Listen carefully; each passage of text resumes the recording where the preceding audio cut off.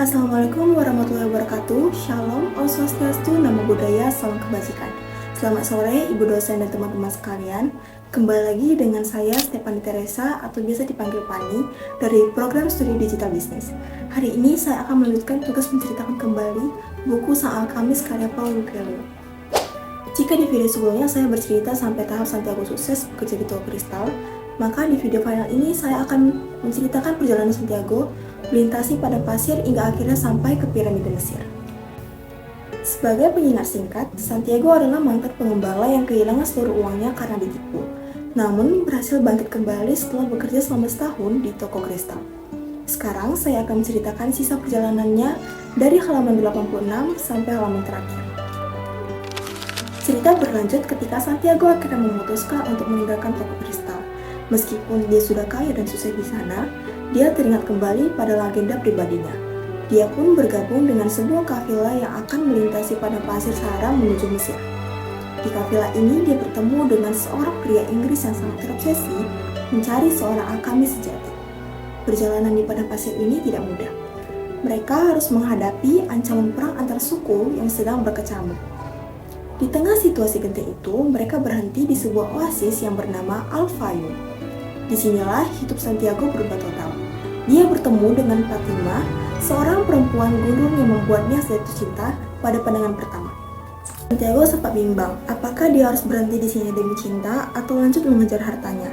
Namun Fatima justru mendukungnya karena cinta sejati tidak akan menghalangi seseorang untuk mengejar mimpinya.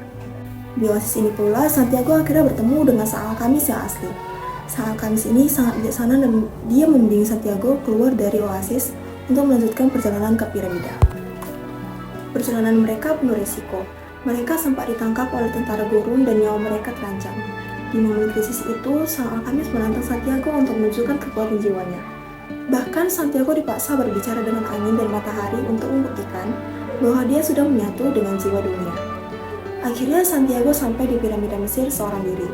Dia mulai menggali di tempat yang ada di mimpinya. Tapi ironisnya, saat sedang menggali, dia malah dipukuli oleh sekelompok orang. Salah satu dari perampok itu menertawakan mimpi Santiago dan bilang, "Aku juga pernah mimpi ada harta karun di sebuah gereja tua di Spanyol yang ada kolom cikamornya, tapi aku nggak pernah sebodoh kamu untuk jauh-jauh ke sini cuma buat mimpi." Mendengar itu, Santiago justru tersenyum. Dia akhirnya tahu di mana harta karun itu sebenarnya. Dia pulang kembali ke Spanyol, ke gereja tua tempat dia dulu mengembalakan dombanya. Dan benar saja, di bawah pohon sycamore itu dia menemukan peti berisi emas dan permata kuno. Bagian yang paling berkesan bagi saya di tahap kedua ini adalah saat Santiago berbicara dengan hatinya di padang pasir. Ada sebuah pemahaman penting yang disampaikan oleh Sang Alkamis bahwa hanya ada satu hal yang membuat mimpi mustahil diraih, ketakutan akan kegagalan. Bagi saya, ini adalah inti dari seluruh isi buku ini.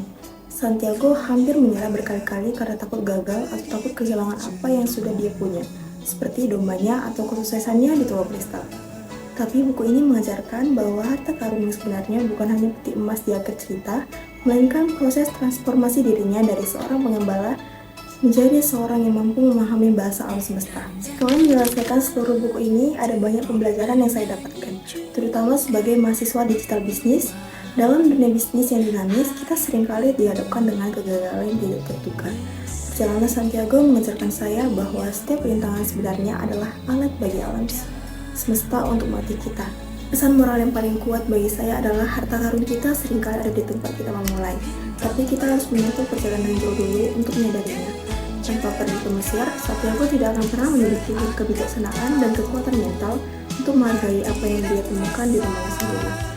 Kesimpulan pribadi saya, buku Sang Alkamis bukan sekedar dongeng, tapi perjalanan hidup atau panduan hidup tentang keberanian untuk mendengarkan hati nurani.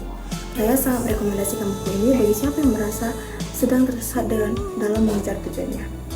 Demikian cerita ulang saya untuk keseluruhan buku ini. Terima kasih kepada Ibu dosen yang telah memberikan tugas ini sehingga saya bisa membaca buku luar biasa ini secara mendalam. Terima kasih juga pada teman-teman yang sudah menonton. Sampai jumpa di tugas berikutnya. Bye-bye.